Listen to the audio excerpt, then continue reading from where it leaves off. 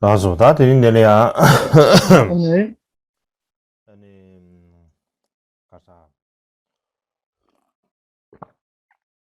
에,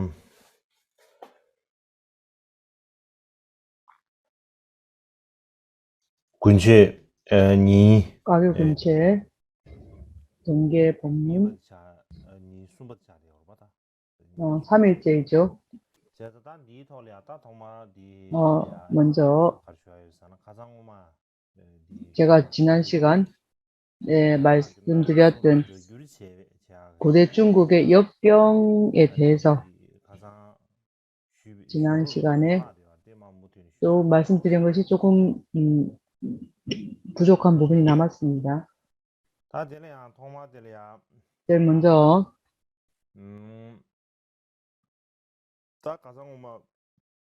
지난 시간에 중국의 경전 번역에 대한 역사에 대해서 말씀드렸는데 지금 거기에서 역경한 역경사, 역경한 경권, 시대, 시기 이런 것을 말씀드렸습니다. 우리들이 고대 중국의 역경이 각 시대, 다양한 시대에 걸쳐서 역경 사업이 이루어졌는데, 그래서 네 시기로 구분해 볼 수 있습니다. 아래 모두 여러분들이 다 이해할 수 있고 잘 상세히 알게 하기 위해서 시대를 네 시기로 나눈 이 네 시기를 좀 더 상세히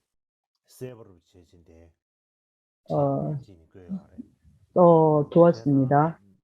그렇기 때문에 이 안에 써둔 네 시기가 언제 발생했고 했는 것을 알 수가 있겠는데, 예를 들면은 제일 첫 시기가 한나라 시대입니다. 한나라 때는 불법이 한나라 시대 때 중국의 한나라 시대 때 불법이 중국에 맨 처음 전해졌다고 확인이 되고 있죠. 그래서 한나라 때에 지난 시간 우리가 말씀드렸던 소불이라는 역경사, 그분이 서역에서 오신 분인데 그분이 반주산매경을 번역했습니다. 서기 179년에 번역했는데, 이거 추정해보면 지금 우리가 2023년도죠. 그래서 생각해보면은 1844년 전에 이 반주산매경이 역경된 시기입니다. 그 다음에 쌍계고차라는 분입니다. 제닥셰초라는 이 경전을 383년에 번역했습니다. 그래서 우리가 지금부터 거슬러서 추정하면 1640년 전에 번역된 그러한 경전입니다. 두 번째는 수나라 이전입니다. 수나라 이전 시대, 두 번째 시대.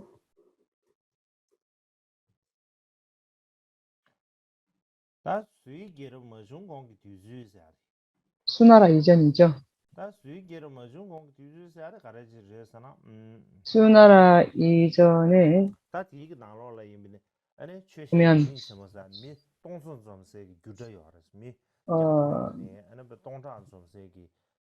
수백 년 사이에서 천년간 되는데, 그 당시에는 쇼누속, 쌍계상보, 양닥덴바라는 역경사들이 있었습니다. 예를 들면은 쇼누속이라는 분은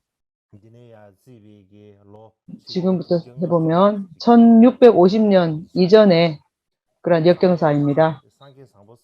쌍계상보라는 분은 지금부터 계산해보면 1600년 전에 생존했던 인물입니다.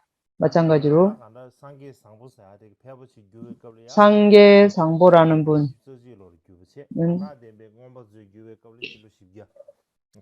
1600년 사람이고 양닥덴바라는 분은 온제라는 분은 1460년. 그러니까 어쨌든 1000몇백 년 전 이전의 사람들이죠. 마찬가지로 세 번째는 수나라와 당나라. 그래서 전문가 모임이 이 시대에 전문가가 집약적으로 역경 작업을 했습니다. 그전에는 수천 명의 사람들이 역경원에 모여서 역경 사업에 동참을 했는데 이때부터는 아주 정예의 전문가들이 모여서 소수의 인원이 역경을 시작했습니다. 이 당시에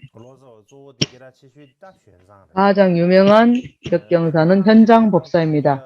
현장은 645년에 번역을 시작했습니다. 지금부터 생각해보면 1370년 전에 번역을 시작을 했습니다. 그래서 1370년 전의 일입니다. 역경 시작하는 것이. 이것도 1000몇백 년 전 이야기죠. 네 번째는 송나라입니다. 송나라 시대는 송나라 시대는 지금부터 생각하면 1100년 전, 그러니까 10세기쯤이니까 지금부터 생각하면 어쨌든 1100년 전인데 어쨌든 중국의 고대 역경 사업은 한나라 때부터 송나라까지 한 900년 사이 그 왕조 900년 정도에 벌어진 그러한 역경 사업입니다.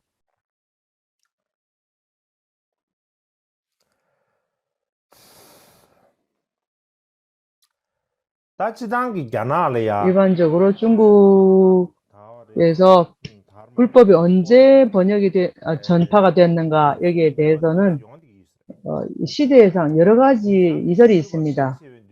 지금 오늘날 조사 연구하시는 분들이 삼국지라는 책이 있죠. 그 삼국기 또 삼국연의라는 것도 있고 그 책 이름은 비슷하지만 이거는 역사책이고 그래서 책이 다릅니다. 그래서 한 가지는 이야기 책인 것이고 이건 역사책입니다. 그래서 어쨌든 삼국사기라는 책이 있는데 여기에 베이숭제라는 분이 이름이 적혀져 있습니다. 이름이 무슨 이름이 있냐면은 아이디라는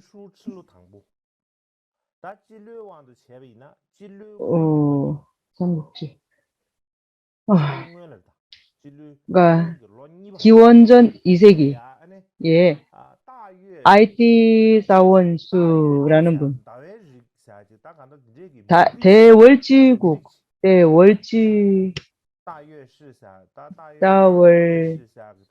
대월사라는 사람이 있었다고 합니다.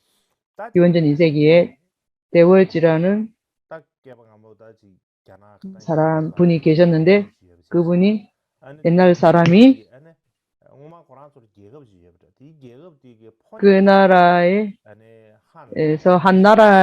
그 나라가 있었는데 그래서 한 나라에 전령을 보냈습니다.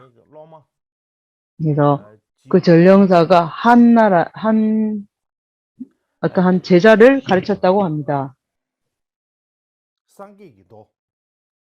부처님 부도경이라는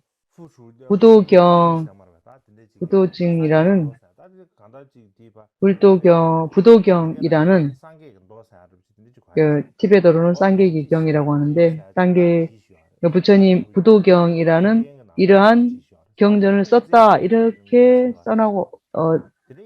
써두었는데 이것은 신뢰할 수 있는 그런 자료입니다. 이것을 본다면은 부처님의 불법이 제일 먼저 중국에 전해진 것이 전 2세기에 부도경이라는 경이 있었으니까 중국의 불법이 정해졌다. 대월지국의 사람이 중국으로 보내서 중국의 제자들에게 가르쳤다고 이렇게 기록이 되어 있는 그러한 경전이 확인이 되고 있습니다. 어쨌든 고대 중국의 번역을 한 시기는 위에서 우리가 4시기를 말했죠. 그 4시기 동안 수백 년 동안 천 몇백 년 동안 그래서 계속 지속이 되었고 전승이 되어 왔던 것을 알고 있습니다. 그래서 그러한 역경 사업을 통해서 한문 경전의 번역의 역사는 매우 길고 근원이 깊다라는 것을 알 수가 있습니다. 지금부터 제가 다시 이어서 계속 말씀을 드리겠습니다. 이전에 우리는 한나라, 수나라, 수당나라의 상황에 대해서 말씀드렸습니다. 이 가운데 당나라의 역경 사업에 관해서는 당현장이라는 분, 수나라 당나라 때의 그 현장 스님을 말씀하지 않을 수가 없습니다. 그래서 그분이 현장 스님이 번역 역경 사업을 할 때 그 역경원에는 도움이 그러니까 조교가 23명이 있었습니다. 그들은 모두 가장 학식 있는 학자 중에서도 뛰어난 그러한 존재였습니다. 그래서 그 모든 사람들은 그 역경원에서 있는 그 23명의 사람은 각자의 명확한 업무가 있었다고 합니다. 그래서 엄격한 규칙과 어떤 절차 이런 것을 아주 철저하게 지켰다고 합니다. 그렇다면 그분들이 그 당시 역경 사업을 할 때 지켜야만 했던 어떤 순서, 역경의 순서는 어떤 것이 있습니까? 하고 묻는다면 지금부터 당나라 시대의 역경에 대한 3가지의 주요 전환점 단계에 관해서 말씀을 드리겠습니다.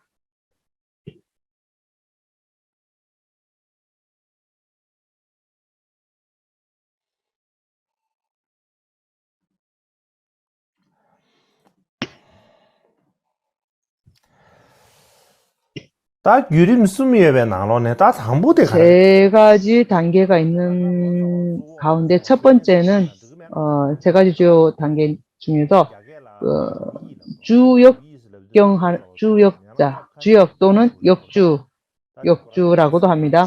어쨌든 주된 역경자 또는 역경의 주인, 주된 사람 이런 뜻입니다. 어쨌든 그래서 주역이라고도 하고 역주라고도 하고 티베트어로 하면은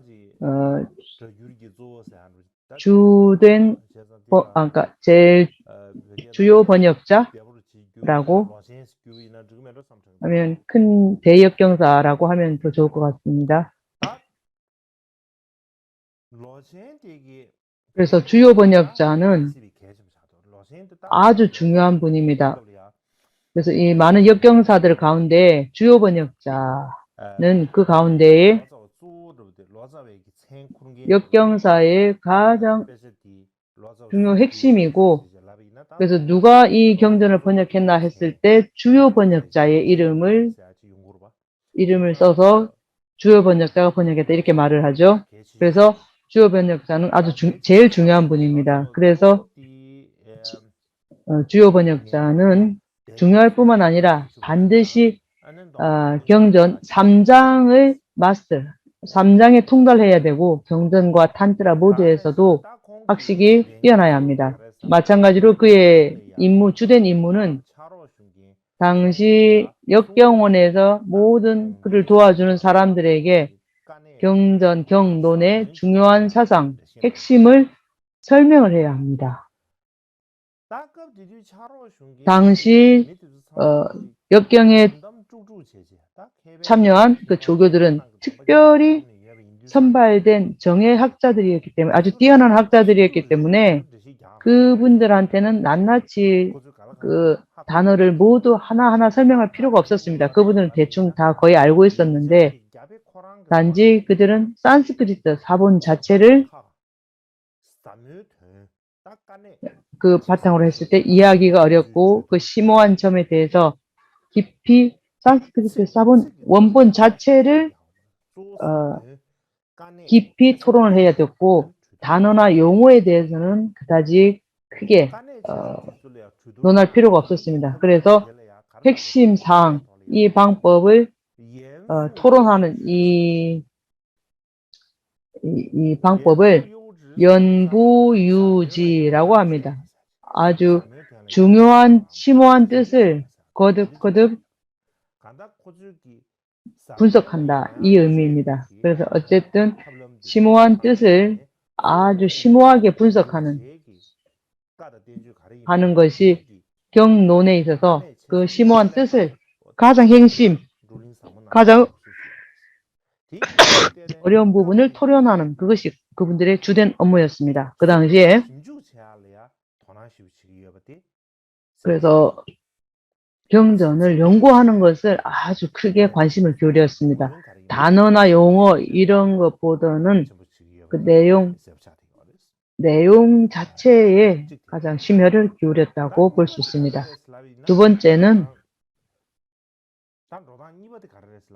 두 번째 방법은 순서는 예를 들면 날마다 역경을 하는 분량이겠죠.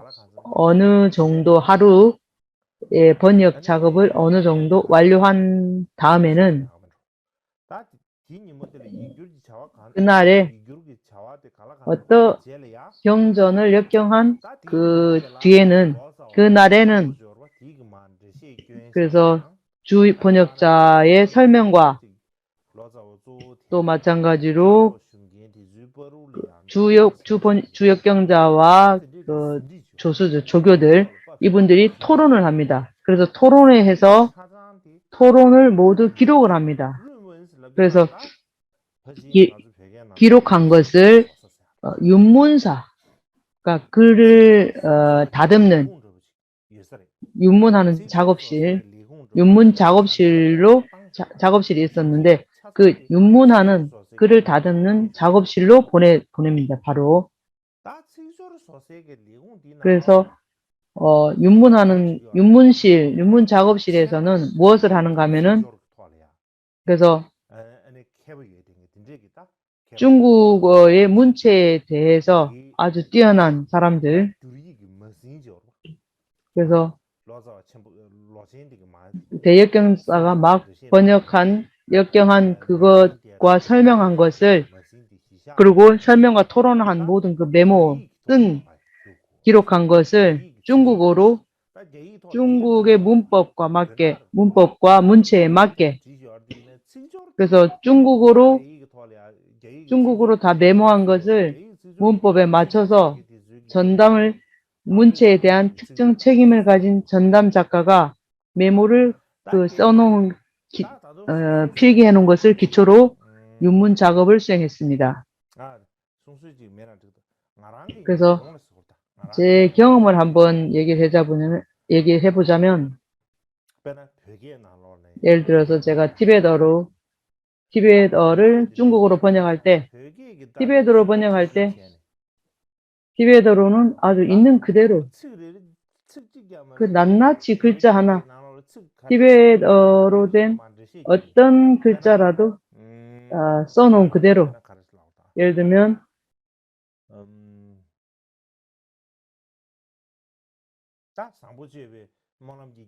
상부집에 우리가 보현행원가 있죠. 그래서 학파 성인은 누군지, 상보하면 좋은 이 누군지, 멸람은 무엇인지 이렇게 글자 하나하나 그래서 조사까지 다 해서 티베트어로 완전히 다 문장을 그대로 완전히 쓰고 그래서 중국어를 안 쓰고 낱낱 글자를 티베트어로 다 쓰고 그것을 티베트어로 기록한 것을 중국어로 다 그대로 옮겼습니다. 그 다음에 다시 이것을 근본으로 바탕으로 해서 중국어로 문법이라든지 문법 어떻게 써야 되는지 어떻게 문장을 연결해야 되는지 그런 작업을 합니다. 그래서 그런 단계를 거치지 않고 처음부터 중국어로 바로 번역을 잘하게 아주 완벽하게 하려 그러면은 잘하기 위해서 많은 의미를 누락하고 그 문장 자체에만 매달려서 핵심을 잃어버릴 염려가 있습니다. 그렇기 때문에 먼저 그 의미를 티베이더 그 자체로 다 설명을 완전하게 해놓은 다음에 다음 외국어로 옮기는 그런 작업을 거쳐야 됩니다. 어쨌든 그들이 역경사들이 주 역경자가 산스크리트를 설명해 놓은 것. 그래서 현장 법사는 중국어로 말을 했겠죠. 그래서 중국어로 토론을 하죠. 그러면 설명과 토론한 그것을 바로 윤문하는 작업실로 보내죠.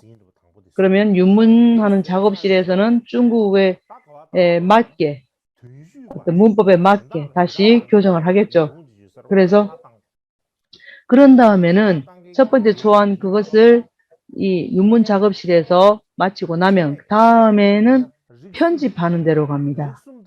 그래서 편집하는 그 다음 사무실에는 편집자가 있어야 되고 그 다음에 의미를 밝히는 증명하는 사무실로 가져갑니다.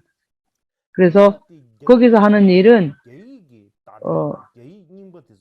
원문과 번역문을 대조해서 의미를 맞게 표현을 했는지 또 번역문과 원문의 의미에 사이의 차이는 없는지 이것을 확인합니다. 세 번째는 원문 자체에 산스크리트의 자체가 원문에 흠이 없는 것인지 빠진 것이 없는 것인지 이런 것을 이 세 가지를 가지고 그 다음 그래서 원문에 산스크리트 원문과 이 옮긴 것이 번역한 것이 부합하는지 안 하는지 그래서 또 중국어 번역이 잘 됐는지 옳게 됐는지 되지 않았는지 그래서 또 의미가 또 그대로 부합하는지 의미를 다시 교정을 하고 다시 문장을 만들고 교정하는 이러한 또 작업반으로 또다시 넘깁니다. 이런 다단계의 과정을 거치는 것이 이것이 두 번째 단계였고 그 다음에 이 두 번째 단계가 지내면은 윤문자와 의미 편집자가 모두 만족할 때까지 수없이 텍스트, 교재를 주고받습니다. 그래서 교정하는 사람, 뜻을, 의미를, 문법을 맞추는 사람 이 사람들이 다시 전문반에서 다시 중국어로서 중국어 편집자들이 또 다시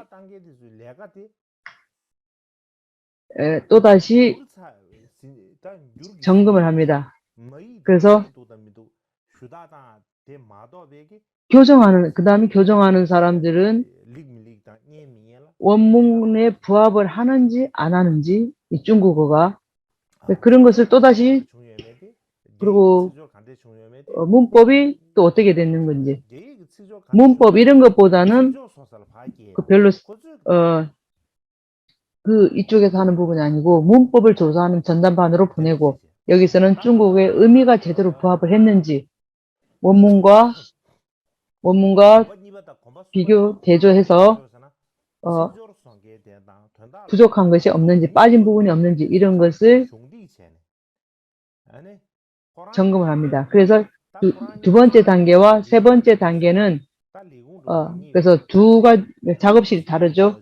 그래서 두 작업실에서 서로 분야가 다르기 때문에 약간의 하는 일들이 다르기 때문에 서로 부족함이 없이 윤문하는 사람도 만족하고 또 뜻을 편집하는 사람도 만족하게 각자가 서로 만족할 수 있을 때까지 수없이 글을 쓰고 다듬고 고찰을 한다. 이렇게 한다고 합니다. 그래서 의미를 편집하는 사람이 하는 사람은 중국의 문법이나 이렇게 기록이 이 의미를 제대로 이해를 시킬 수 있는가? 아니면 이해를 시키는데 부족한가?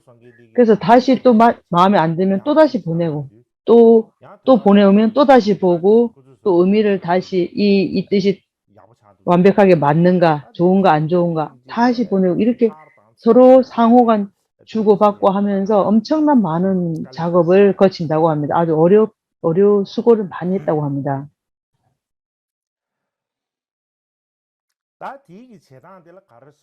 이렇게 하는 방법을 원수이디아포이션 문수정이 부상 의내 명의 중휘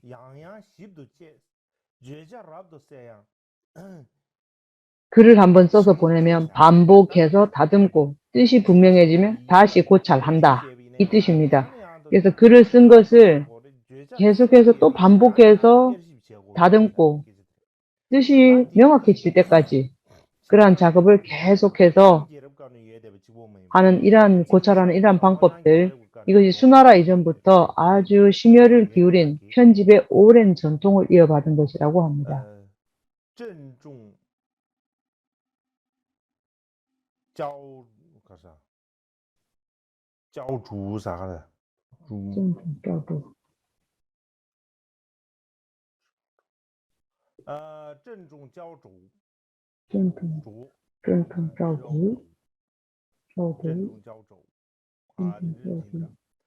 그런 것 같은데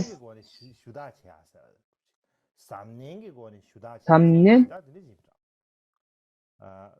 그래서 이게 계속 교정하고 고치고 교정하는 그러한 수나라 이전에서부터 이루어진 어떤 그 전통이라고 하는데 중국어로 말씀하셔서 잘 모르겠습니다. 어쨌든 예를 들면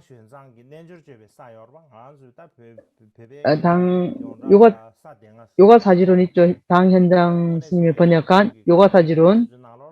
그래서 구목록에는 있는데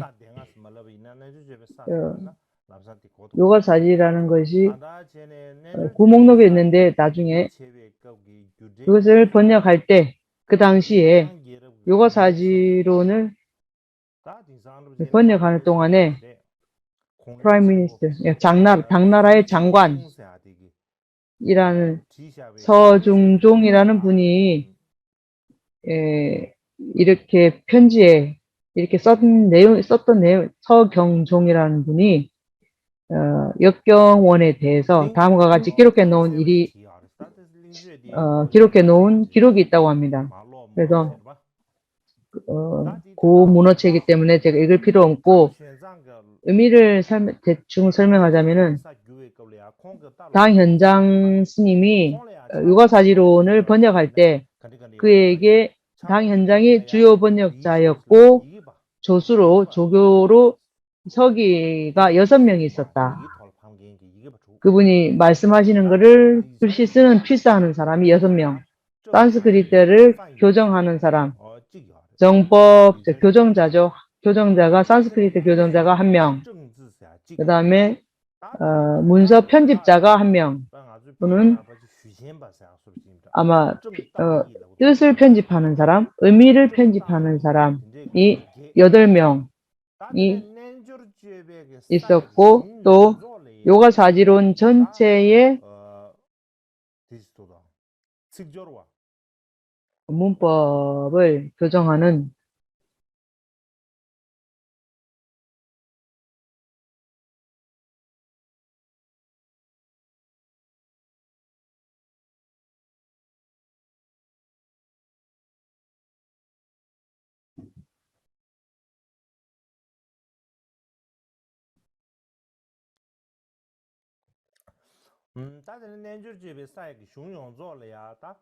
요가사지론 전체의 문법을 편집하는 이 책 전체의 스타일을 편집하는 조수가 7명이 있었다고 합니다.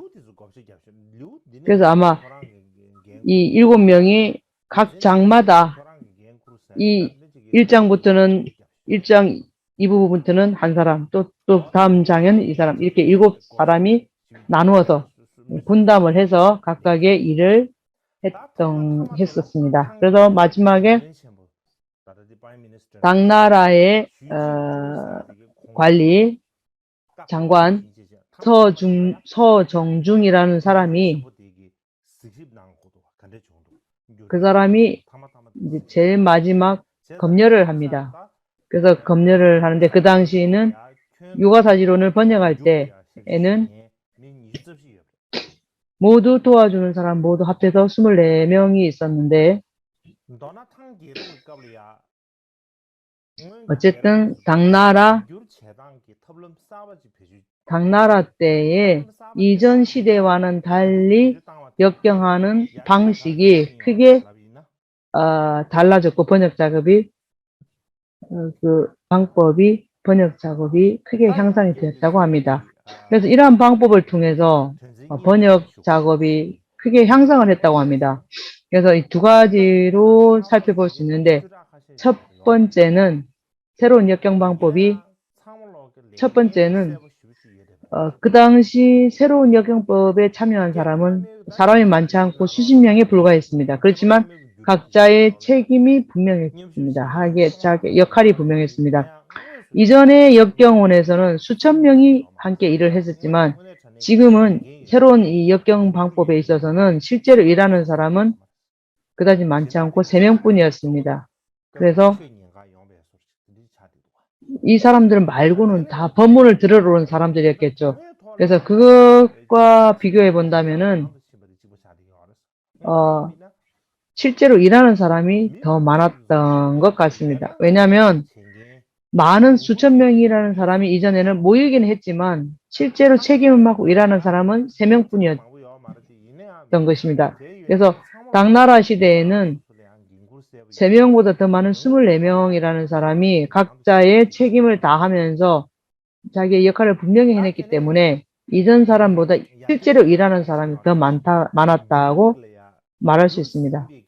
두 번째는 역경을 할 때 이러한 작업과 여러 가지 교정 과정, 윤문 과정 이러한 작업을 통해서 계속해서 수정하고 또 확인을 하고 했기 때문에 역경을 한 경전에 역경의 품질이 좋아졌다고 할 수 있습니다. 때때로는 그 서기관, 기록하는 사람과 교정하는 사람 사이에 의견 불일치가 또 있었다고 합니다. 예를 들면 당 현장의 조수 파장이라는 분, 최근잉보 파장이라는 분이 있었는데 법장이죠, 법장. 법장은 화엄종의 종조이죠. 그래서 법장 스님, 玄주大师, 현수대사라고 하는데,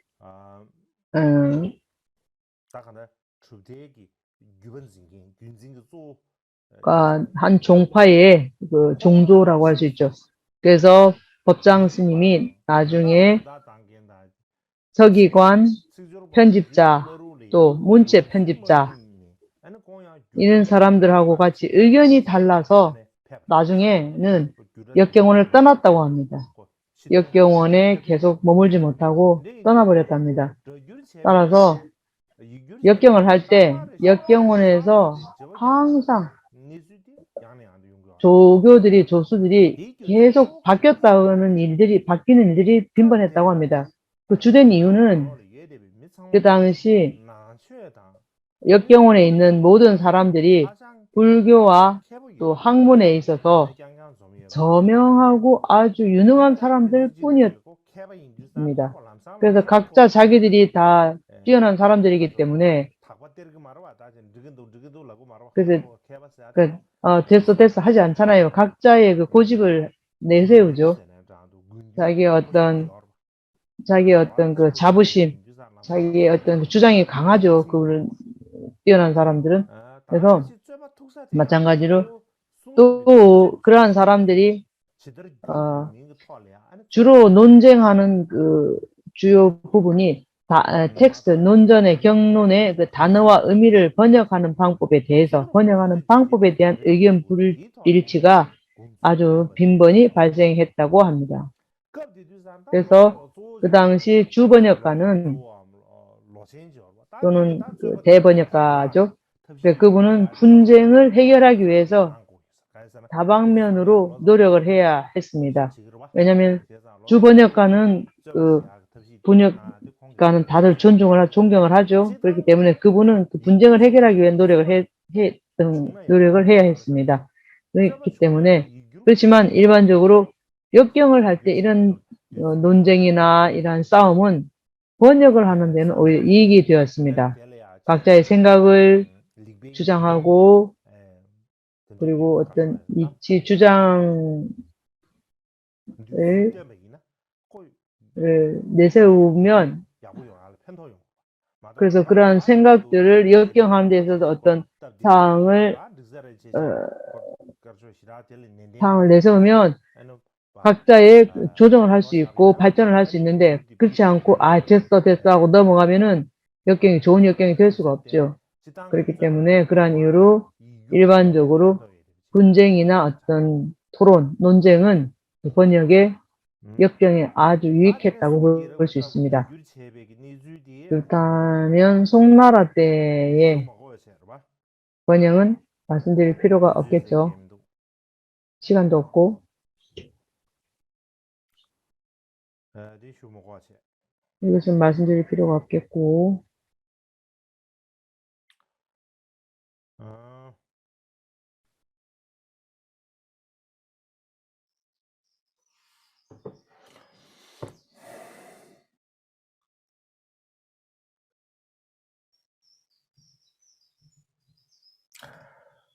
다음에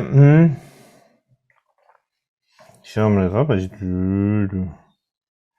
주쇼.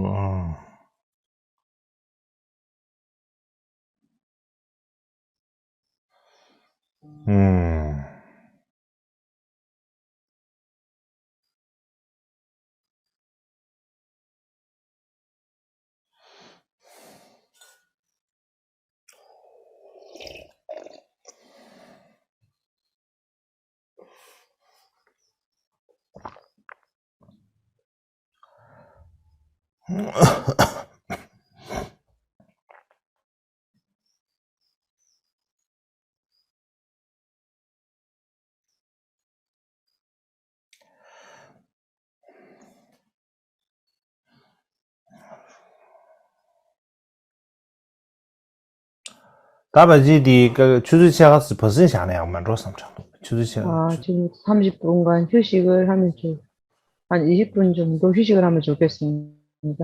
20분 휴식입니다. 그리고 다시 20분 뒤에 뵙겠습니다.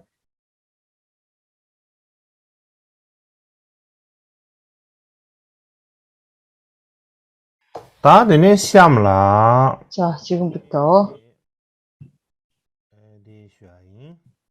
이것을 말씀드리겠습니다. 그래서 우리가 방금 역경에 대한 총 요약, 결말을 말씀드리겠습니다. 방금 위에서 많이 말씀드렸습니다. 모두 고대 중국의 역경 번역 사업에 대한 그리고 그것을 하는 역경원에 관한 그런 얘기들이었습니다. 제 계획은 원래 계획은 간단히 소개해야 되겠다고 생각했습니다. 근데 오늘 벌써 법문 시간이 2, 3회가 되고 거의 반쯤 이르렀습니다. 그래서 제가 올해 번역, 역경에 대해서 얘기하는 말씀을 드린 이유는 두 가지 측면에서 말씀드릴 수가 있습니다.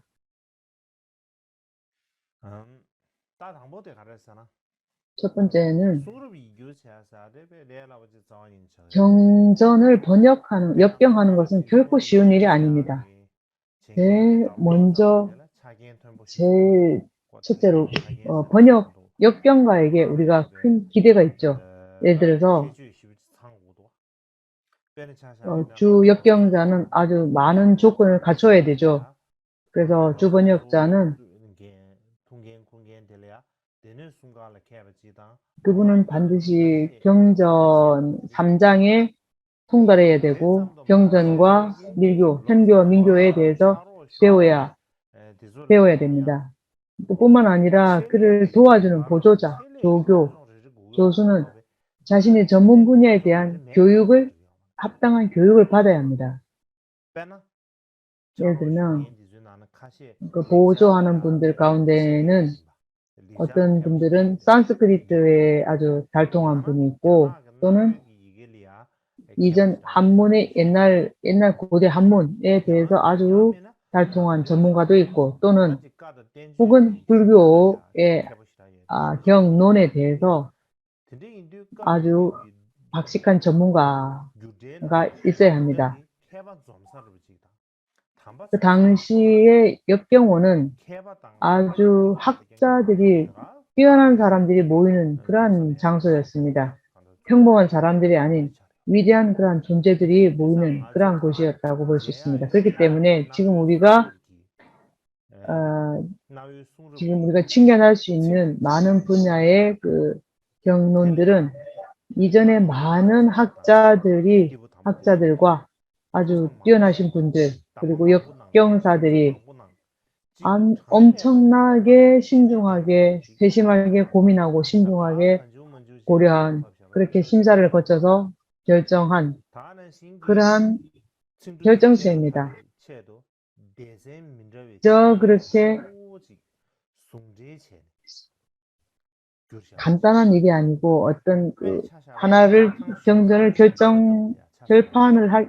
결정판을 내기 위해서 많은 분야의 사람들이 함께 힘을 모아서 그렇게 일을 해내어야만 합니다. 그래서 예를 들면은 강 3장의 통역의 그 전문가 중 가운데 율종의 창시자 또 종파의 창시자 또 화엄종 또 법상종 이러한 특히 예를 들면 유식학의 교종 법상종의 법상 이런 분들은 대부분이 번역의 그분들은 그런 종파의 종지를 잇는 그런 분들이었습니다. 그래서 티베트도 예를 들자면 판디타라든지 롱젠파, 쫑가파 이런 사람들이 많았는데 그중 그 모든 사람들이 한 종파의 가장 뛰어난 분들, 그런 분들이었습니다. 그래서 당시에 어떤 중국의 어떤 캠포, 주지, 그리고 중국 대사원의 큰 스승들, 이런 분들이 역경 사업에 종사하신 분들이었지, 보통의 평범한 그렇고 그런 사람들이 역경의 사업에 참석을 하지 않았습니다.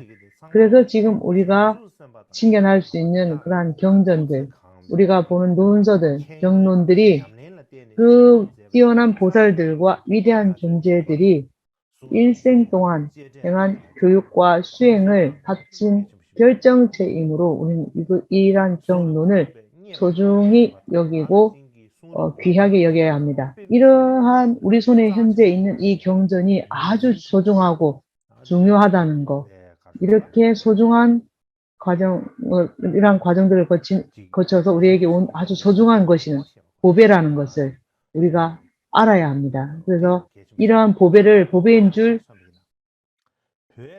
알아야 하는데, 예를 들어서 우리가 티벳을 예를 들자면은 경전이라든지 논전이라든지 모두 다 갸갈게도 이렇게 하죠. 처음에 시작할 때.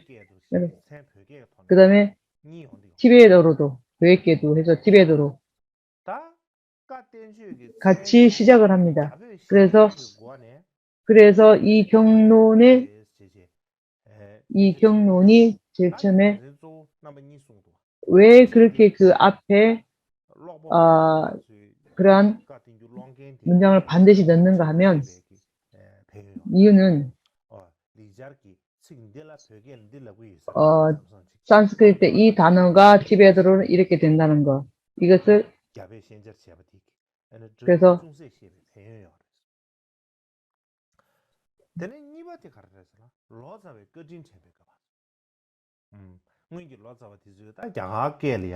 ngaranzu hak komitu bi gyagakeni be kokala khabo tinesu ene susu kelya susu pagelya 그래서 수 gyurche 번역가의 은혜가 크다는 것을 생각을 해야 됩니다. 우리가 지금 이렇게 쉽게 경전을 손쉽게 접할 수 있는 것은 이전에 역경 사업을 하신 그러한 분들, 역경사들의 노고가 있었기 때문입니다.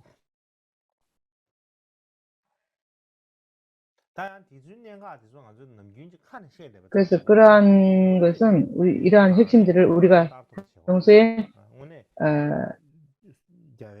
이러한 소중한 이러한 사실을 우리가 입으로만 할 게 아니라 우리가 경전을 볼 때는 그러한 경론이 이전에 대역경사들이 아주 무수한 고행을 겪고 난 다음에 그 결과물로서 온 거기 때문에 그분들의 은혜가 엄청 크다는 것, 그것을 항상 인지하는 것이 중요합니다.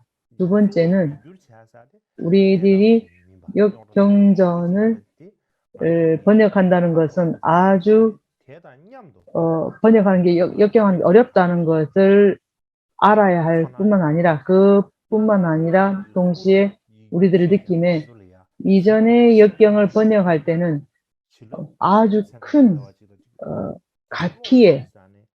가피가 있다는 것, 그러한 느낌을 우리가 특별한 그러한 느낌을 가질 필요가 있습니다. 그렇기 때문에 그래서 제가 생각할 때는 그 경전 내용 속에 글자 하나하나가 해탈을 얻게 하는데 방편이 되지 않는 단어가 아무것도 하나도 없다. 이렇게 말씀드릴 수 있습니다. 그 또한 이런 이야기가 있죠. 예전에 제 쫑카파 제사에 계실 때 제사께서 오대산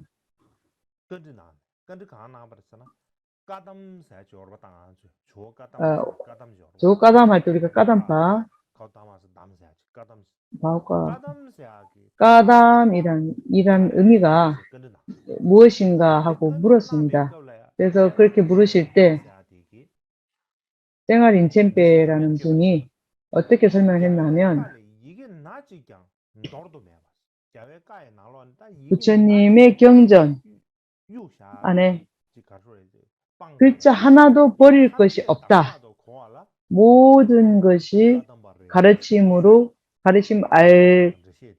안다 하는 것이 까담파라는 뜻이란 부처님 경전의 부처님의 경전에는 글자 하나도 버릴 것이 없다. 모든 것이 다 부처님 가르침이다. 라고 해서 까담파라는 말을 했다고 이렇게 설명했습니다. 그렇게 말을 할 때 제이렌포체께서 그거야 하고 아주 기뻐했다고 합니다. 그래서 마음이 기뻐했을 뿐만 아니라 나중에 최라에 가셔서 많은 제자들이 계신 앞에서 부처님 계회신 닌첸페께서 나에게 아주 큰 가르침을 주셨다. 왜냐하면 그분이 내가 까담이라는 게 무슨 뜻인가 했을 때 까담이라는 것이 그분은 부처님의 경전은 글자 한자라도 버릴 것이 없고 해탈의 길에 이르는 방편이 된다라고 말씀했기 때문에 그 말씀을 듣고 그 말씀이 정말로 진실되고 그분이 뜻이 정말로 의미가 충실하다. 이렇게 내가 느꼈기 때문에 배운 바가 크다. 그렇기 때문에 까담이라는 말은 부처님 경전 글자 말씀 한자가 모두 해탈을 이루는데 이루지 못하는 글자가 없다. 이러한 뜻을 확립을 하겠다. 어쨌든 만약에 그런 뛰어난 분 현자들이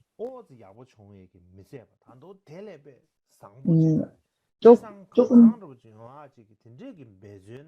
아주 뛰어난 사람이 조금 더 노력을 해서 큰 위치에 이르기 위해까지는 이르기 위해서 노력을 하지 않는다면 그러한 경전을 읽는다고 해서 가피를 입을 수 있는가 하면은 그런 가피가 있을 수가 없다. 왜냐하면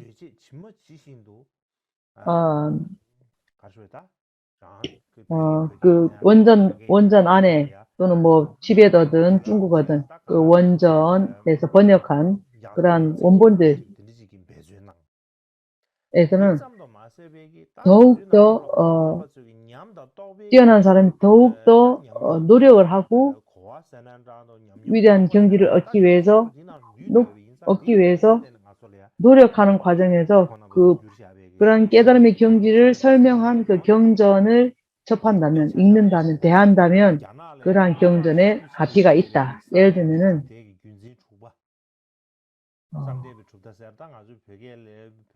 산테베부터 중국의 화상이라고 하는 화상 있죠. 그래서 화상이라는 말이 부합하지는 않는데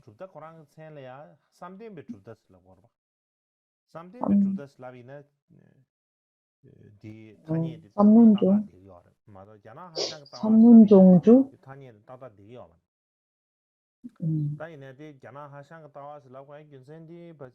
그래서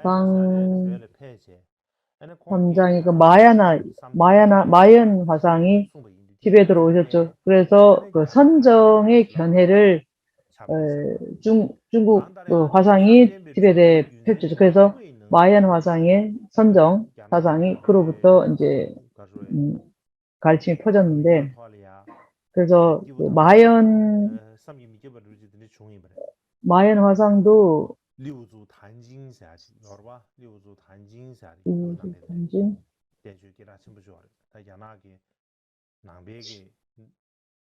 영국의 경전 그래서 가장 유명한 그 중국에서 만들어진 아니면 그분이 말씀하신 걸 제자들이 쓴 그런 경전인데 해능이죠. 해능대사 얘기입니다. 그죠? 해능대사가 출가하기 전에 글자를 모르는 무식한 사람이었습니다. 그래서 그분은 문맹이었지만은 아주 머리는, 그러니까 글을 읽을 줄은 몰랐지만 지혜는 뛰어난 분입니다. 그래서 그분이 중국의 선종의 6조 해능대사 얘기입니다. 그래서 그분이 글을 몰랐는데 금강경의 응무소주 이생기심이라는 그 말을 구절을 들었습니다. 그래서 그 구절을 듣고 나서 깨달음을 얻었다고 하죠. 그래서 그는 6조 선종 6대조 해능대사, 그는 한편으로는 가장 예리한 능력을 가지고 있었기 때문에 그가 얼마나 많은 힘을 가지고 있는지를 보여주는 그러한 일화입니다. 그래서 금강경에서 나오는 구절을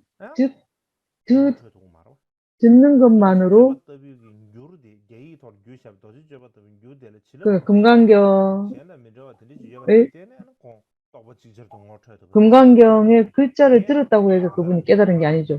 그 글자에 있는 가피가 있었고 그 가피를 얻기 위한 그 자신 안에 어떤 능력이 있었습니다. 그래서 그 능력과 그 경전의 말씀이 부합했을 때 그는 깨달음을 얻었죠. 그래서 우리가 두 가지로 너무 많은 말을 할 필요는 없고 요점은 두 가지뿐입니다.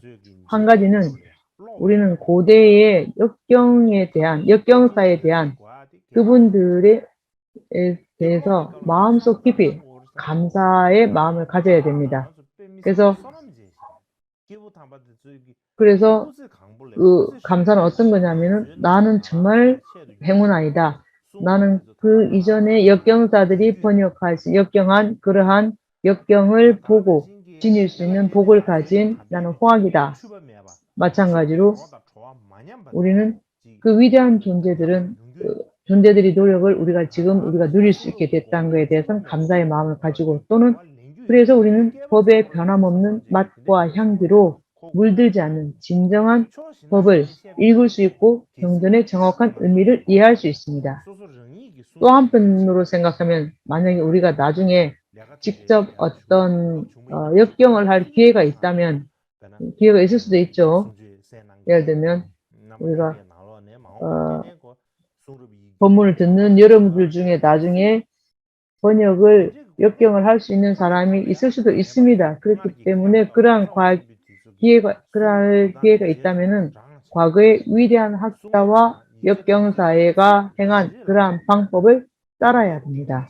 그래서 신중함과 여러 가지 신중함을 기울여서 조심하는 마음으로써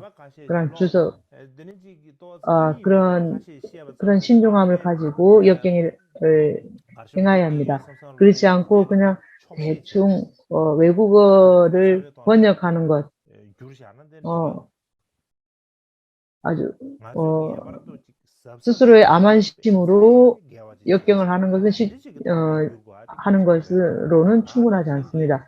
우리는 반드시 극도로 근면함, 그래서 조금 이 정도면 됐다 하는 그런 데서 안주하지 말고 가장 최선 가운데 최선, 정말로 최고 가운데 최고가 되도록 역경해야 되겠다 하는 그러한 용기를 가지고 그래서 높은 곳으로 진전해 나가는 그러한 것이 있을 때 우리는 이전의 그 전통, 역경사들의 전통의 계보를 이어갈 용기를 가진 그러한 마음으로서 대해야 됩니다. 그렇다면 우리는 과거의 위대한 역경자들의 많은 노력이 헛되지 않을 것이고 이후에 오는 많은 경전의 저자, 또 부처님, 보살, 그리고 우리의 그 가르침, 훌륭한 설명이 그렇게 할 때 헛되지 않을 것입니다. 그래서 우리가 부처님 경전을 이 정도 대충 번역한다, 그냥 그저 그렇게 번역한다, 역경을 한다, 그런 것으로는 만족할 수가 없기 때문에, 그렇기 때문에, 저는 더 이상 이전에 역경에 대해서는 이제 더 이상 말씀을 안 드리겠습니다. 지금부터는 유식 30론의 서론에 대해서 말씀드려야 되는데 서론에 대해 말씀드리기 전에 주로 현장 대사죠. 그래서 현장이 그분이 누구인지 말씀을 드리겠습니다. 그 가운데 또 현장의 제자 규기 전사에 대해서 지난번 조금 말씀드렸죠. 에 대해서도 말씀을 드리겠습니다. 그래서 우리가 한 6일 동안 법문을 할 텐데 그 가운데 주로 규기대사가 저술한 성유식론의 주제 머릿말 선으로서 그 주제를 가지고 말씀을 드리겠습니다. 그래서 그 이전에 먼저 유식 30송의 그 주석서를 쓴 규기라는 분은 어떤 분인가? 그분에 대해서 좀 말씀을 드릴까 합니다. 원래 규기라는 분은 그분을 말씀드리기 이전에 그분의 제 스승님, 성유식론을 저술한 현장 스님을 알아야 되죠. 그래서 현장 스님은 아주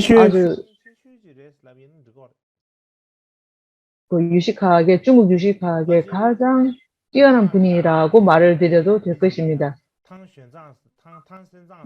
아마도 중국 사람 중에서 당 현장을 들어보지 못한 사람은 없을 것입니다. 그래서 서유기라는 그 서유기 거기에 현장 3장 현장 법사 나오죠. 그 원숭이, 돼지, 그다음 그 짐승들 나오는 그러니까 서유기 그러한 실제 인물로 등장하는 그분, 소설에 등장하는 그분을 역사 속에 있었던 그분을 중국 사람들은 들어보지 못한 사람이 없고 그분보다 유명한 사람은 아마 없을 수도 있습니다. 없다고 말해도 될 겁니다. 그래서 그분의 전기는 유식삼일송의 원문을 말씀드릴 때 말씀드리고 오늘은 말씀드리지 않겠고 오늘은 그 현장 스님의 제자 규기법사에 대해서 말씀을 드리도록 하겠습니다.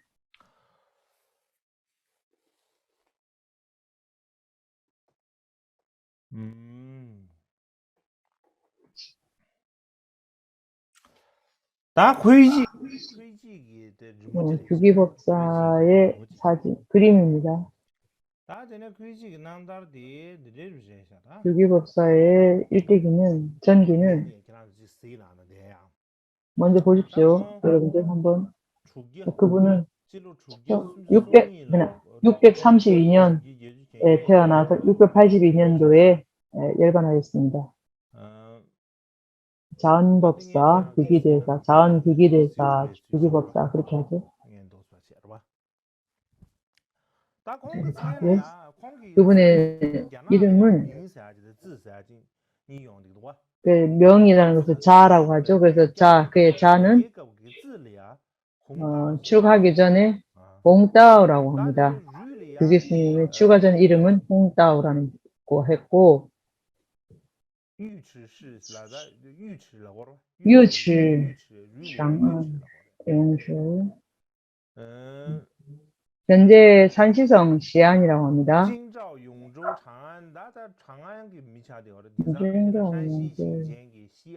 산시성의 시안, 산시성의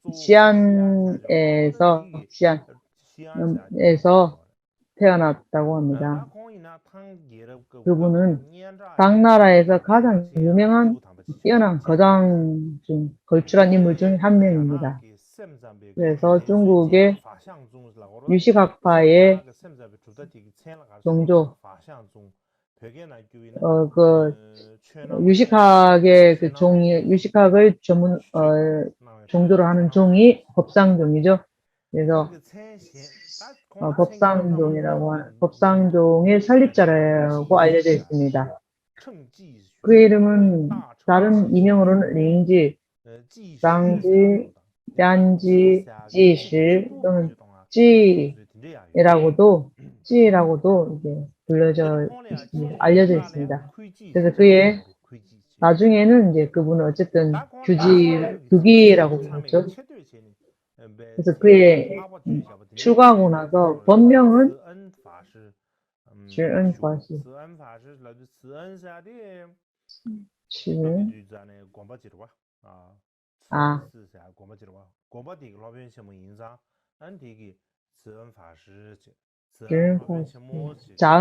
자은법사, 그러니까 자은사에서 출가를 했죠. 그래서 자은법사, 자은규기 이렇게 합니다. 그래서 그는 아주 유명한 집안의 출신입니다.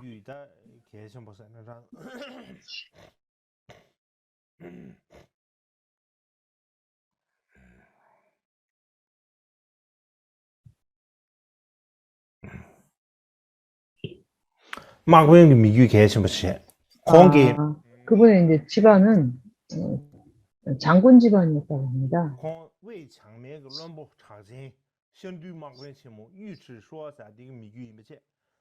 그러니까 그의 조상, 할아버지, 삼촌, 아버지는 모두 장군 집안에서 장군이었다고 합니다. 장군 집안 출신 집안이죠. 그래서 그의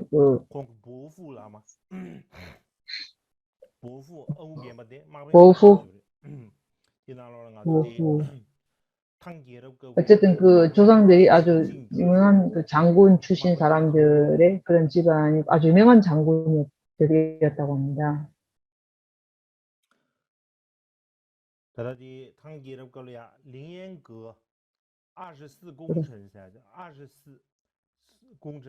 아주시공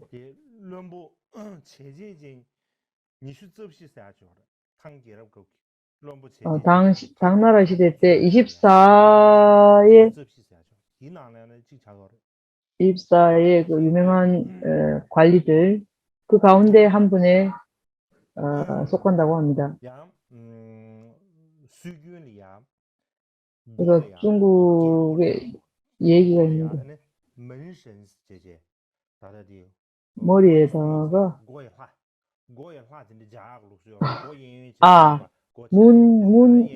문신, 문 오른쪽 문을 지키는 수호신 그 붙여놓는 그 신이 문에다가 그 신의 어떤 명호를 붙여놓는 뭐 부적이라고 해야 됩니까? 그런 것에 적혀져 있는 장군 이름이라고 합니다. 아주 멋진 분들이었던 것 같는데 어쨌든 그래서 아주 장군이고 잘생기고 아주 뭐 멋진 이런 분들 그분들의 그 머리를 문에 붙여놓으면 그 귀신들이 그 집을 침범 못한다는 뭐 이래서 뭐 아마 그래서 뭐 제가 재밌는 얘기를 해드리는데 이 얘기는 그만하고 어쨌든 그분은 아주 그 삼촌하고 아버지 이분들이 아버지와 삼촌 모두 장군이었고 어쨌든 그 집안이 모두 장군 집안이었다는 것, 장군 집안이었다는 것. 왜 이제 전기를 보자면은 송나라 송고성전 있죠. 송고성전에 기록된 것을 바탕으로 보자면은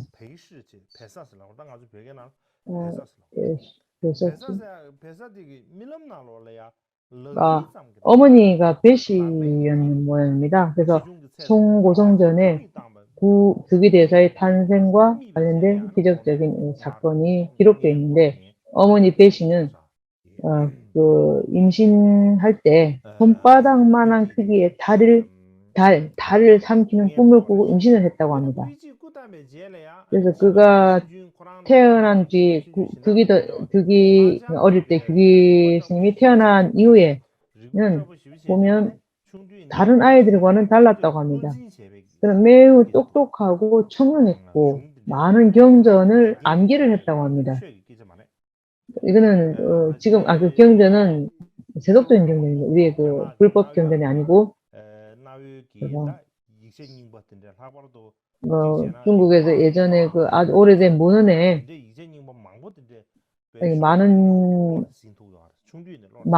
그래서 그 규기 대사가 어렸을 때 그 많은 그 경전들, 그러니까 세속적인 경전을 많이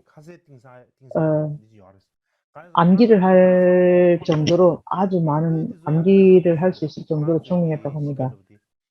그래서 잠장법당, 그러니까 현장 스님이 여행을 할 때 처음 그 어린 적 규기를 처음 만났다고 합니다.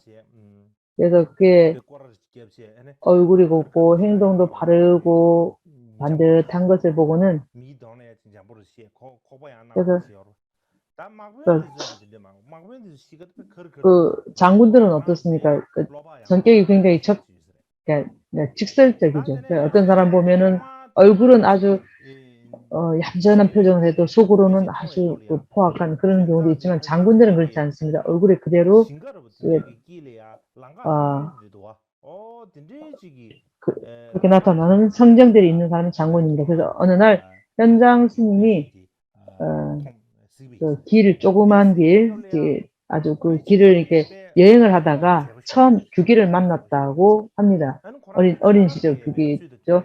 그래서 처음 봤을 때 얼굴이 아주 곱상하고 행동도 아주 반듯한 행동거지도 반듯한 그런 어린 아이를 보았습니다.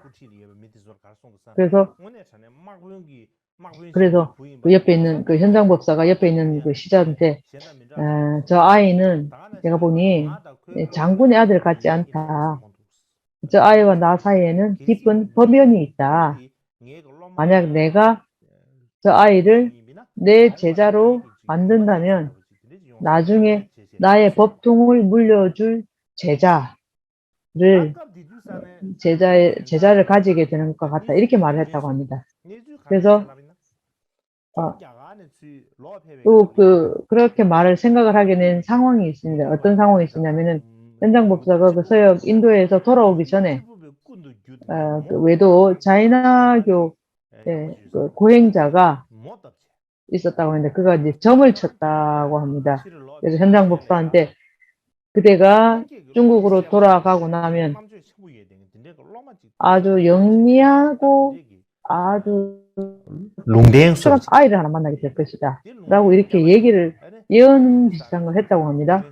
그래서 현장 법사는 그때 자이나 고행자가 나한테 나중에 중국에 가면 아주 영특한 아이를 만날 것이라고 했는데 그 사람이 예언한 아이가 바로 반드시 저 아이가 아닐까 이렇게 생각을 했습니다.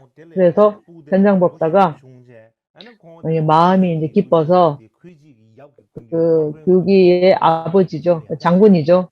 장군을 찾아갔죠. 그래서 현장 법사가 장군에게 이렇게 여러 가지 얘기를 해주고 나서 저 아이를 승려가 되기를 희망한다고 이렇게 말씀을 했죠. 그래서 이제 아버지는 보통 장군이 아니죠. 그 당 왕조에 호위하는 호위 장군인데 아버지가 이렇게 말할 때 현장 법사가 아버지한테 아들을 출가하라고 이렇게 하자. 그래서 이제 아버지도 이렇게 큰 스승님의 제자가 되면 좋겠다 그런 마음이 있어서 아이에게 생각은 했는데 아버지가 이제 현장 선생님한테 말씀을 드리기를 제 아이는 행동이 매우 좀 거칠고 정법을 거의 받아들이지 않을 겁니다. 그래서 행동거지가 거칩니다. 그랬기 때문에 아마 불법을 수행하기는 좀 어려울 겁니다. 이렇게 이제 말을 했죠. 그랬더니 현장 삼장 법사는 아주 유능한 사람이죠. 그래서 다시 그 장군한테 이 아이는 장군 당신의 아들입니다. 확실히 당신의 장군의 아들입니다. 그래서 이 점이 저는 나는 아이의 이 점이 나는 아주 흡족합니다. 라고 이렇게 말했습니다. 그래서 아버지는 그 장군 교계의 아버지는 마지막에 현장에게 우리 아이를 추가시키면 좋겠다고 해도 되겠다고 이렇게 동의는 했는데 정작 본인이 교기는 반대를 했다고 합니다. 그래서 현장 법사께서 그냥 수차례 아주 그냥 고집해서 권유를 하고 아주 권해서 마지막에 결국 규지는 동의를 하지 않을 수 없게 이렇게 그런 상황까지 갔습니다. 그런데 이게 그 권유를 받아서 본의 아니게 출가를 하게 됐으니까 약간 화를 내면서 격하게 이제 말을 했답니다. 저는 출가를 하려면 세 가지 조건이 있습니다. 저는 출가를 안 하겠는데 만약에 한다면 세 가지 조건이 있습니다. 이것을 스승 당신이 동의를 해줘야만 제가 출가를 하겠습니다. 첫 번째, 나는 욕심을 버리지 않겠습니다. 뭐 여자도 만나고 뭐 이렇게 하는 거 난 하겠습니다. 그 얼굴은 좀 잘생긴 모양이죠. 그리고 아주 좋은 집안의 어떤 그런 훌륭한 자제죠. 그래서 아주 그런 좋은 거 그런 것을 즐기는 거 그런 것을 좋아했겠죠. 젊은 나이에. 그래서 첫 번째는 그러한 욕망을 버리지 않겠다. 두 번째는 중국은 스님들이 고기를 안 먹지 않습니까? 그런데 고기 포장 아마 그러니까 처음부터 그랬던 건 아니고 어느 특정한 시기에부터 이제 그렇게 된 걸로 알고 있는데 어쨌든 이제 그 그때는 고기를 못 먹게 이렇게 스님들은 고기를 먹지 못하게 규정이 되어 있었던 것 같습니다. 그래서 두 번째는 나는 고기를 먹어야 합니다. 이렇게 했고 세 번째는 나는 오후에 오불식을 하지 않겠습니다. 오후에 먹어야 됩니다. 이렇게 세 가지 조건을 제시를 했습니다. 그래서 이러한 말을 들은 현장 스님은 어쨌든 법을 통해서 마음을 길들이게 하기 위해서 마음을 길들이고 정법으로 이끌게 하기 위해서 그 점점 이제 나중에 법을 받아들이고 수행하면 그러한 것이 다 길들일 수 있을 것이다 생각하고 현장 스님은 세 가지 조건이 그래 그렇게 해도 된다 하고 동의를 해줬습니다. 그래서 이제 어쨌든 이제 승려가 되겠다고 했기 때문에 이제 절에를 들어가야 되죠. 그러니까 절에 들어갈 때 어쨌든 마차를 아주 또 호화롭게 꾸며서 그래서 제가 마차 세대에 그러한 자기가 필요한 그런 물건 같은 걸 다 싣고 아주 말도 이쁘게 치장을 하고 이렇게 해서 이제 그 필요한 것을 다 가지고 출가를 하러 갔다고 하죠. 그랬더니 나중에 어떤 뭐 구체적인 기록보다는 기록이 있는데 그 세 수레 가운데 첫 번째는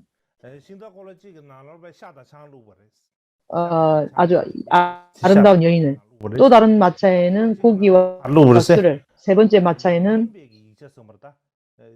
세간의 서적 그러니까 불법의 서적이 아닌 세간의 서적 이런 것을 싣고 갔다 하는 그런 이야기가 있는데 근데 정확한 그런 기억이 그냥 사람들이 입으로 전해지는 얘기지 그런 기록은 없어 입으로 전해지는 이야기입니다. 그래서 사람들이 그런 이 말하기 좋아하는 사람 이런 일 때문에 사람들은 그 규기 대사를 마차 세대의 승려라고 이렇게 불렀다고 합니다. 그래서 사람들은 출가를 할 때 이런 걸 다 버리고 가는데 이분은 이것을 다 싣고 갔으니 그래서 세대의 수레의 승려라고 사람들이 그를 불렀다고 이렇게 말합니다. 그러나 송고성전에 보면 규기는 자신이 지은 성유식론 장중 요약이라는 책이 있는데 지난번에 제가 말씀드렸던 그 있죠. 그 기록에 자신이 쓴 그 유식론 해설서죠. 여기에 보면 자신이 쓴 말을 기록인 자신이 쓴 말이 있는데요. 그의 인생에는 우여곡절, 그러니까 어떤 때는 너무 좋고 어떤 때는 너무 안 좋고 이렇게 좋다가 나빴다가 한 우여곡절이 너무 내 인생에는 많았다. 9살에는 내가 9살 때는 가까운 친족이 세상을 떠나버렸다. 어떤 역사에서는 어머니가 돌아가셨다. 이렇게 기록되어 있기도 하고요.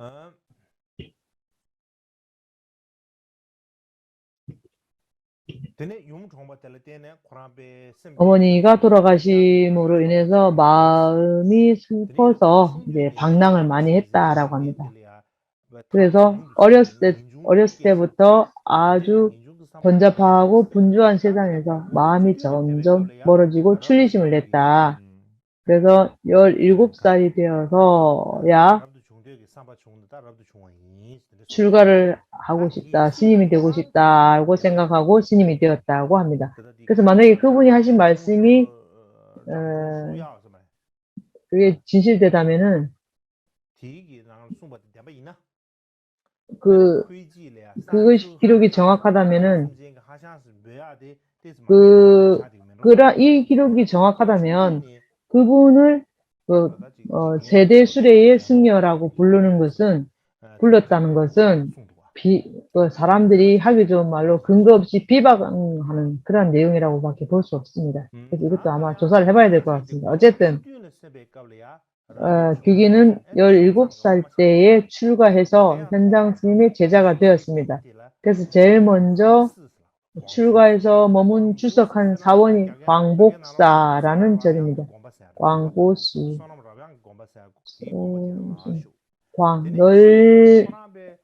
넓을 광사, 광복사, 어쨌든 광복사에 들어갔고, 그는 아주 명석했고, 그래서 현장 스님과 함께 그는 머리가 너무 영특했다고 했죠. 그래서 영특했기 때문에 현장 스님과 함께 대자은사인가 자은사, 잠첸 투제 곰바라고 티벳말로 하죠. 그래서 대자은사로 들어가서 살았습니다. 그래서 23살이 되었을 때 이 사원에서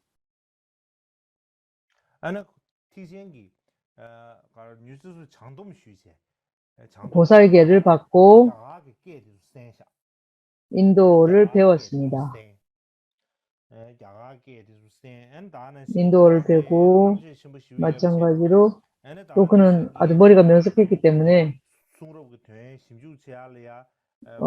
경전의 뜻을 조사하는데 아주 큰 흥미와 정진력을 발휘했고, 그렇기 때문에 경전의 뜻, 산스크리트어 이런 것을 뜻을 통달했고, 이러한 이유로 인해서 경전을 번역하기 시작했고, 그런 것을 통해서 여러 가지 학문을 연구하고, 그래서 사람들이 그를 항상 칭찬하고 많이 칭송했다고 합니다. 그래서 25세 때에는 역경원에 들어갔다고 합니다.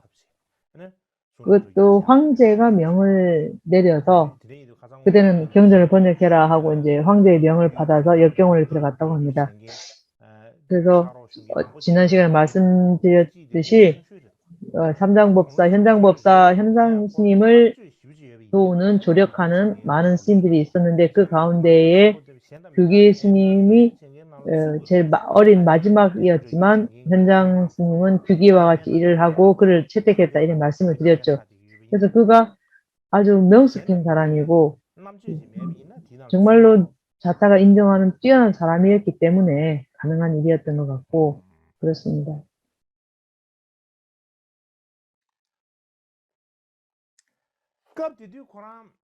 그 당시에 그 규기 스님은 역경원에 있을 때부터 그는 대소승의 경전을 30여 가지의 대소승 경전을 온전히 가르칠 수가 있었다고 합니다.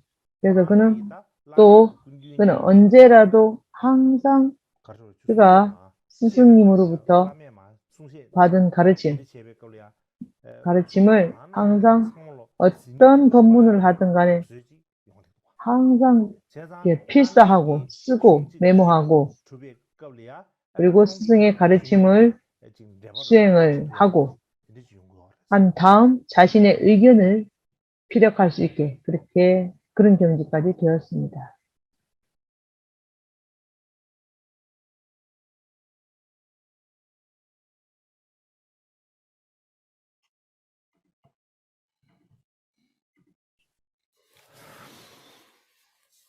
전에 공기 생신다 제가 가르쳐 그러잖아. 그분의 또 다른 이름은 순견답보?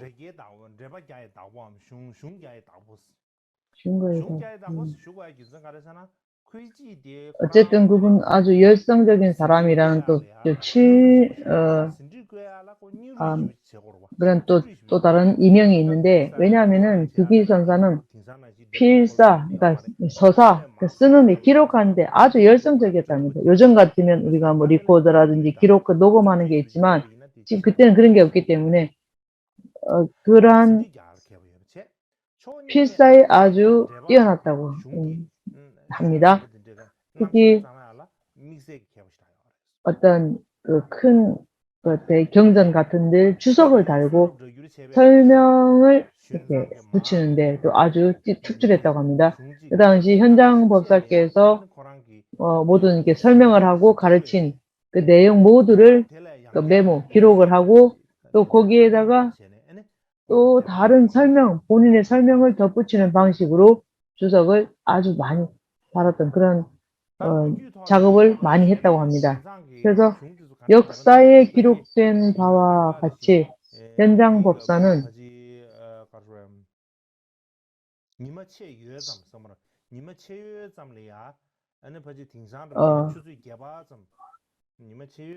요즘 말로 하면 한 8시쯤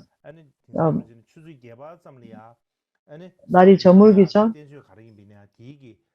그러니까 날이 이제 저물고 나서 한 8시쯤 되면 주석을 편집하고 번역되는 텍스트를 밤낮으로 가르치고 번역했다고 합니다. 그래서 많은 그 기록을 하는 사람들이 있다고 했는데 그분들이 그런 사람들 가운데에도 규기 대사는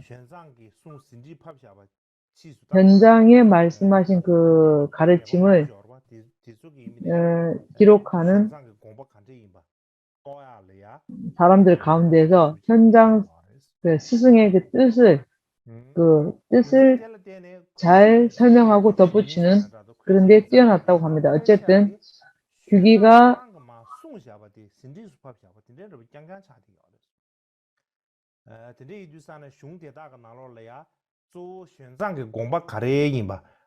그래서 규기 스님은 그 스승의 뜻을 가장 잘 기록하고 그 이해를 하는 그러한 뛰어난 사람인 뿐만 아니라 가장 부지런했고 가장 많은 가장 분명한 유적을 남긴 사람이기도 합니다.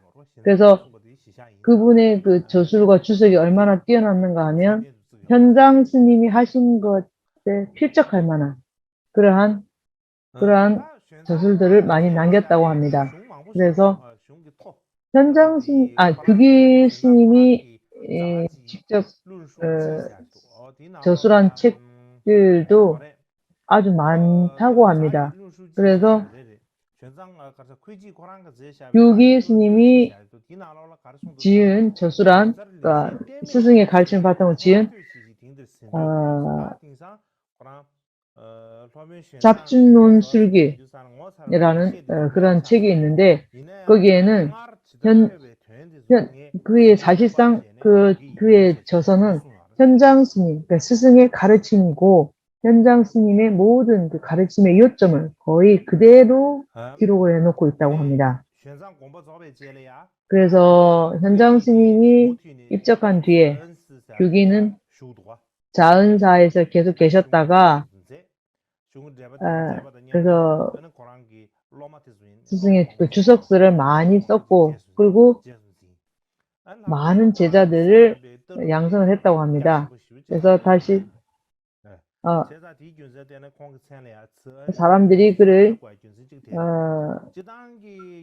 자은대사라고 부르기 시작할 만큼 철학을 널리 가르쳤다고 합니다.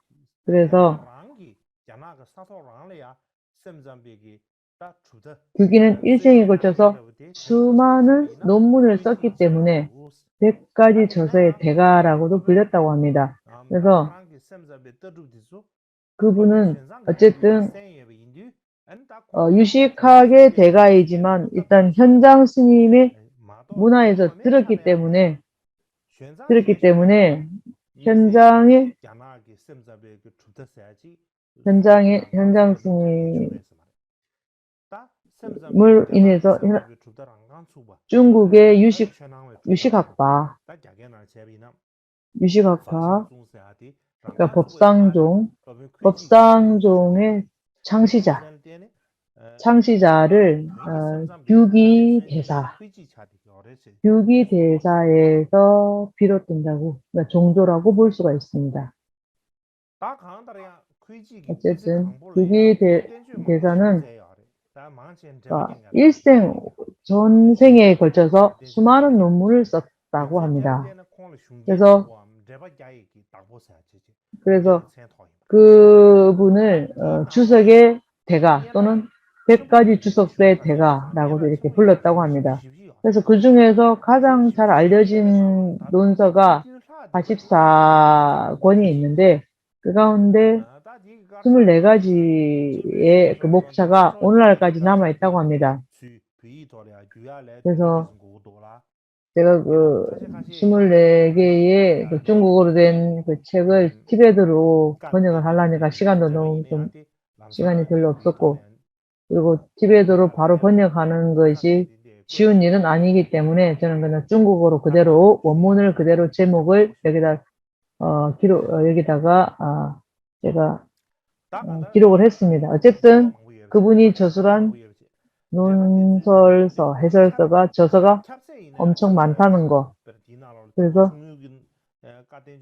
그 가운데 소승의 경론도 있고 대승의 경론도 있고 유식학의 그 저서도 있고 인명학의 저서도 있고 다방한 분야에서 많은 심오한 저서가 많습니다. 어쨌든 그의 많은 저술은 가운데 주요한 것은 유식학과에 관한 저설입니다. 그래서 마찬가지로 유식학과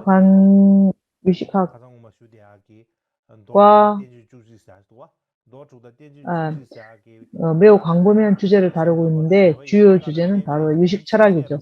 그가 설명하지 않는 유일한 유식에 관한 경전이나 논문이 없다는 겁니다.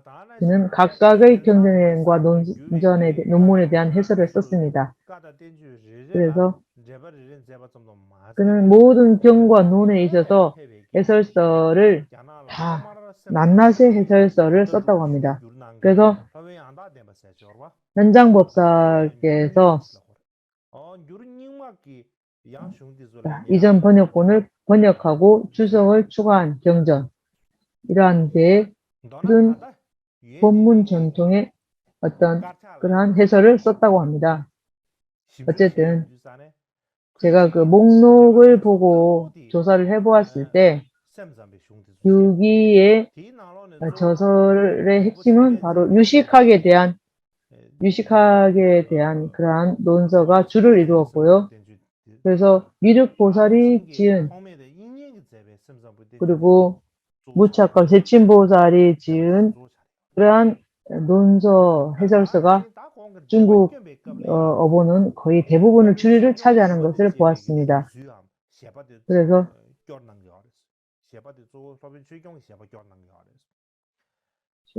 호법. 그래서 주로 본문 전통의 직책을 그는 맡았는데 규기는 주로 호법 스승의 주석을 편집을 했고 유식을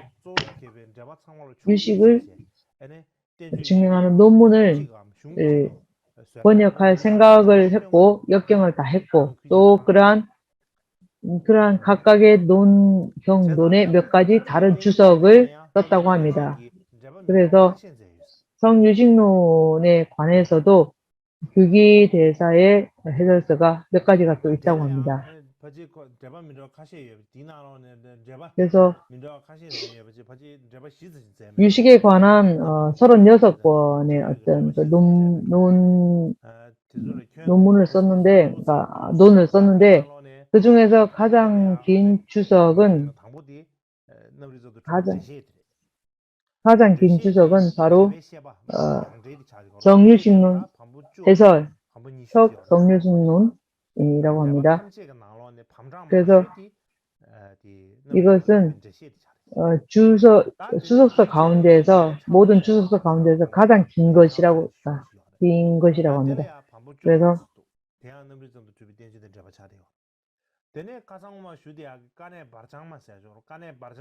깐의 발창마 이게 지금 목록을 지금 말씀하시는데 기본이고 단도는 공도 슈바는신 어쨌든 유기 스님이 쓴 해석서는 모두 현장 스님이 설명한 것을 바탕으로 썼기 때문에 규기 선생의 저서는 현장 스님과 규기 스님이 함께 이렇게 쓴 것 같은, 그래서 유식 그러한 이유로 인해서 규기 스님이 쓴 저서를 바탕으로 유식학파의 종의를 나타낸다. 그러니까 소위경전으로 삼는다. 이렇게 볼 수 있습니다. 특별히 제가 말씀드려야 될 것은 현장이 스님이 쓰신 인명학이 두 권이 있다고 합니다. 두 권 가운데 하나는 샹카라라는 분이 지으신 인명론, 인명입정리론소, 이가 유명한 책인데 어쨌든 TBS에서는 그다지 뭐 유명하진 않지만 중국에서 아주 유명한 책이라고 합니다. 인명정리론소 도 바로 규기 스님이 쓰신 거고,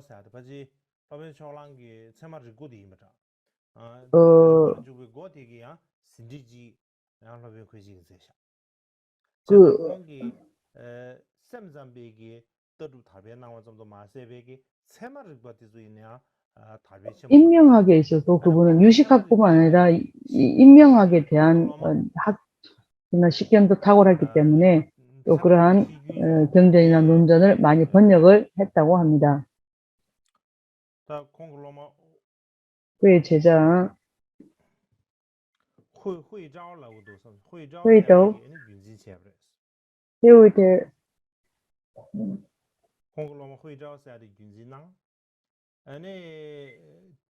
해도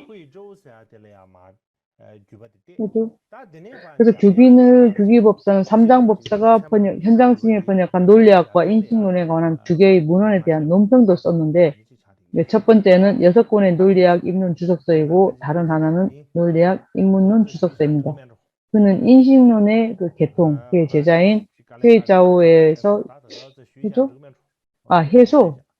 해소와 지주에게 그것을 물려주었고, 그것이 이제 일본으로 퍼졌다고 합니다. 오늘은 여기까지 하겠습니다.